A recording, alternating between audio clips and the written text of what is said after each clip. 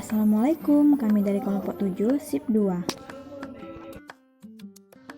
Assalamualaikum warahmatullahi wabarakatuh. Perkenalkan, nama saya Diana Eugeni. Di sini saya perwakilan dari kelompok 7, praktikum kimia bahan alam. Di sini kami beranggotakan 5 orang, yaitu di mana ada rekan saya yang bernama Lili Astri, Saras Betty Wijayanti, Ifri Sarah Zulfani, dan Jenny Rahmayati. Masing-masing dari kami akan menjelaskan metode untuk pembuatan ekstrak, yaitu ada metode maserasi, rotari, fraksinasi, kromatografi cair vakum, kromatografi lapis tipis, dan kromatografi lapis tipis preparatif. Metode maserasi sendiri di sini merupakan salah satu metode ekstraksi yang paling sederhana. Maserasi sendiri dilakukan dengan cara merendam serbuk simplisia dalam cairan penyari. Untuk bahannya sendiri kami menggunakan bubuk kunyit dan bahan penyarinya yaitu etanol 96%. Untuk alat yang digunakan yaitu ada neraca digital, botol, kertas saring, cawan porselin, dan waterbath. Untuk selanjutnya, simplisia ditimbang sebanyak 50 gram. Kemudian dimasukkan ke dalam botol yang kemudian ditambahkan dengan etanol 96% hingga terendam kurang lebih sebanyak 200 ml. Kemudian didiamkan selama 1 hari. Hindari botol tersebut yang sudah terisi simplisia dari cahaya sambil sesekali diaduk. 1 hari kemudian saring serta ditempatkan pada cawan porselin, sedangkan ampasnya ditambahkan lagi cairan penyari secukupnya. Biarkan 1 hari dan sesekali diaduk. Dilakukan praktikum ini kurang lebih selama 3 kali pengujian. Kemudian semua filtrat digabungkan dan diuapkan dengan bantuan waterbath hingga diperoleh ekstrak kental. Kemudian ekstrak kental yang diperoleh ditimbang untuk dilakukan perhitungan rendemen. Baiklah teman-teman, untuk selanjutnya setelah kita melakukan metode maserasi yaitu metode rotari, di mana metode rotari itu sendiri merupakan proses pemisahan ekstrak dari cairan penyarinya. Di sini kita menggunakan alat yang bernama vakum rotari evaporator. Bisa dilihat. Baiklah, ini merupakan bentuk alat dari vakum rotari evaporator. Di sini terdapat bagian-bagian di mana di sini terdapat 2 labu. Di sini ada water chamber, kondensator, dan pipa vakum. Setelah itu, yang pertama-tama kita lakukan adalah memasukkan ekstrak ke dalam labu, yang kemudian water chamber diisi dengan air sampai batas yang telah ditentukan. Kemudian nyalakan alat tersebut dan atur waktu dan suhu sesuai yang dibutuhkan.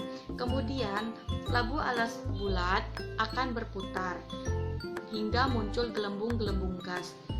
Pada saat itu, gelembung gas yang terdapat di dalam alat ini harus segera dikeluarkan dengan cara memutar pipa vakum dengan cara berlawanan arah jarum jam. Kemudian gelembung gas akan naik ke kondensor dan akan turun ke labu alas 2. Disinilah pada labu alas 2 lah penyari ditampung. Setelah selesai, maka akan didapatlah ekstrak kental. Setelah didapatkan ekstrak kental daripada proses rotari ini akan selanjutnya dilakukan proses fraksinasi yang akan dijelaskan kepada rekan saya Lili Astri. Baiklah, saya akan menjelaskan tentang fraksinasi. Fraksinasi itu merupakan suatu proses pemisahan senyawa-senyawa berdasarkan tingkat kepolarannya. Nah, pada prakteknya fraksinasi itu dibedakan menjadi 2 metode. Yang pertama dengan corong pisah, yang kedua dengan kromatografi kolom. Nah, macam-macam fraksinasi itu yang pertama ada fraksinasi kering, fraksinasi basah, fraksinasi dengan pelarut, dan fraksinasi dengan pengembunan. Assalamualaikum warahmatullahi wabarakatuh. Perkenalkan, nama saya Saras Betty Wijayanti. Baik, di sini saya akan menjelaskan tentang ekstraksi cair-cair dan kromatografi cair vakum. Ekstraksi cair-cair yaitu metode untuk memisahkan tingkatan kepolaran dari suatu ekstrak. Tingkatan kepolaran itu sendiri ada ekstrak etanol, bandingannya ada 1:1. Sedangkan fungsi KLT itu sendiri yaitu untuk melihat ECC apakah hasil itu sempurna atau tidak. Jadi dari situ kita bisa lihat apakah ekstrak tersebut terbentuk atau tidak. Contoh ekstraksi cair-cair itu bisa dilakukan di corong pisang. Selanjutnya, sedangkan metode kromatografi cair vakum yaitu merupakan kromatografi cair vakum suatu absorpsi dan partisi yang dibantu oleh vakum. Maka prosesnya itu bakal cepat karena bantuan vakum tersebut. Jadi pemisahannya tidak memakan waktu yang sangat lama. Terima kasih. Baiklah, Assalamualaikum warahmatullahi wabarakatuh. Perkenalkan saya Tisara Zulfani dari Farmasi semester 4 kelompok 7 praktikum kimia bahan alam dengan dosen pengampu Ibu Santi Perawati. Di sini saya akan menjelaskan materi tentang kromatografi lapis tipis atau yang sering disebut dengan KLT. Untuk poin-poinnya yang akan saya jelaskan di sini yaitu pengertian KLT, prinsip kerja dan prosedur kerja. Untuk pengertian KLT ini yaitu suatu metode pemisahan dengan menggunakan fase diam dan fase gerak di dalamnya. Yang mana fase diamnya itu yaitu lapisan tipis absorben, contohnya seperti silika pada lempeng atau kaca.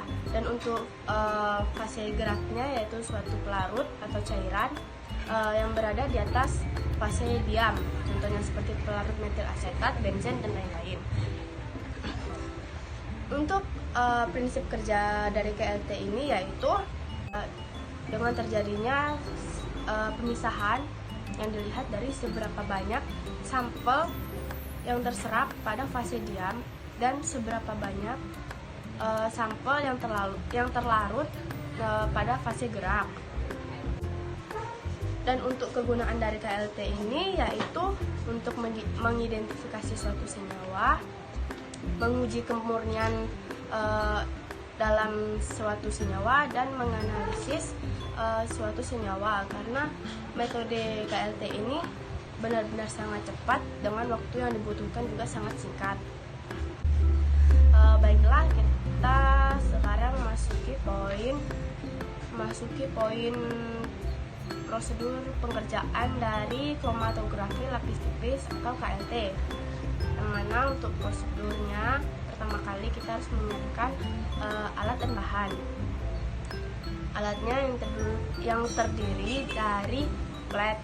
Plat ini biasanya kita menggunakan glass beaker, plastik, atau lempeng, kaca, dan lain-lain. Bukan lempeng sebenarnya, logam. Terus kita buat jarak antara penotolan. Setelah itu buat jarak hambat dari plat yang kita gunakan. Setelah itu kita letakkan sampel dan bahan pembanding pada plat atau pada glass beaker. Setelah itu masukkan pelarut ke dalam chamber, lalu lakukan pemisahan komponen sampai batas yang diinginkan. Setelah komponen terpisah, lalu angkat dan keringkan. Lalu kita lakukan identifikasi sampel dengan sinar UV. Adapun urutannya di sini yaitu pertama kali kita siapkan lempeng dengan lapisan yang sesuai. Lalu kita melakukan penotolan larutan pada lempeng menggunakan pipa kapiler yang kecil. Lalu lempeng telah ditotoli, lalu dipindahkan komponennya dengan sistem pelarut. Setelah itu baru kita deteksi dengan sinar UV. kita deteksinya itu ada dua cara, ada yang menggunakan fisika dan kimia. Untuk yang menggunakan fisika, kita bisa mendeteksinya dengan sinar UV atau sinar ultraviolet, dan untuk yang kimia kita bisa menggunakannya dengan pelarut tertentu. Jadi begitu teman-teman.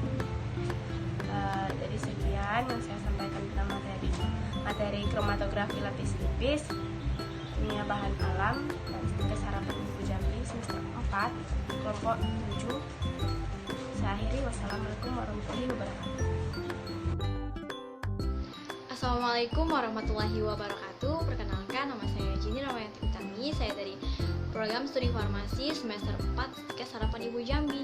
Adapun di video kali ini saya akan sedikit menyimpulkan mengenai kromatografi lapis tipis preparatif atau KLT preparatif. Kromatografi lapis tipis preparatif adalah pemisahan senyawa dengan perbandingan eluen dari kepolaran rendah hingga kepolaran tinggi. Prinsip kerjanya yaitu proses isolasi berdasarkan perbedaan daya serap dengan kecepatan yang berbeda sehingga terjadi pemisahan.